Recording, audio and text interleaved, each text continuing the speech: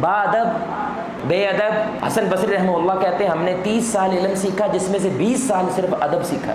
اور ہمارے معاشرے میں جو آج کی نسل ہے, یونیورسٹیوں نے صرف ایک چیز جو تباہ کر دی ہے وہ ادب ہے.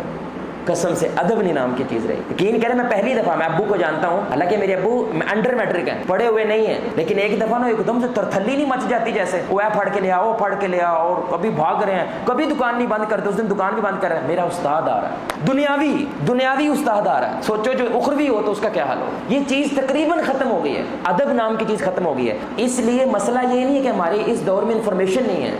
اس دور میں تو اتنی انفارمیشن ہے جتنی آج سے پہلے, لیکن اس کے باوجود جہالت ہے کیونکہ ادب نہیں ہے. ادب نہ ہو میرے بھائی, جتنا بھی علم ہو وہ کوڑا ہو جاتا ہے. اور ادب کیا ہوتا ہے؟ اپنے عمل کو سونے سے سونا بنانے کی کوشش کرنا, یہ ادب ہوتا ہے. مثلا میں بھائی کو کہتا ہوں میرے لیے پانی لے کر آؤ, تو بھائی ایک گلاس صرف پکڑتا ہے اور سیدھے ہاتھ سے بس مجھے پانی پکڑا دیتا ہے. اب اس نے حق تو ادا کر دیا ہے لیکن ادب نہیں شامل کیا. ادب کیا ہے؟ نیچے ہاتھ رکھ لے یا پیالی رکھ لے. اور خوبصورت کیسے ہے؟ چہرے پہ مسکراہٹ ہے. اور خوبصورت کیسے ہے؟ السلام علیکم کہہ رہا ہے. اور خوبصورت کیا ہے؟ میرے ساتھ کھڑا رہتا ہے کہ جب تک میں پانی پی رہا ہوں, پانی پینے کے بعد پوچھتا ہے بھائی میں آپ کے لیے اور لے کر آؤں.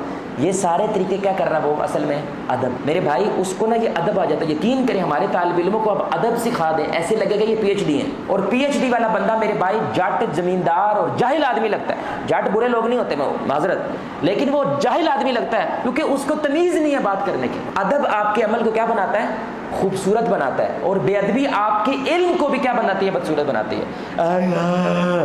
آپ بتائیں میرے بھائی, آپ کو کوئی بتایا کہ یہ بندہ پی ایچ ڈی ہے اور میں اس طرح جمائی لے رہا ہوں پی ایچ ڈی جمائی لینی تھی ہوندی نہیں ہے, اور شیطان ہنستا ہے. آپ ہنسے ہیں, حدیث ہے شیطان ہنستا ہے, وہ جمائی نہیں لینی آندی یار. یہ اپنے آپ کو اشرف مخلوقات کہتا ہے. ڈکار نماز کے اندر لیتے ہیں, اچھا خاصا کاٹن کا سوٹ پہنا ہوا ہے. میرے بھائی کوئی مسئلہ نہیں آتی.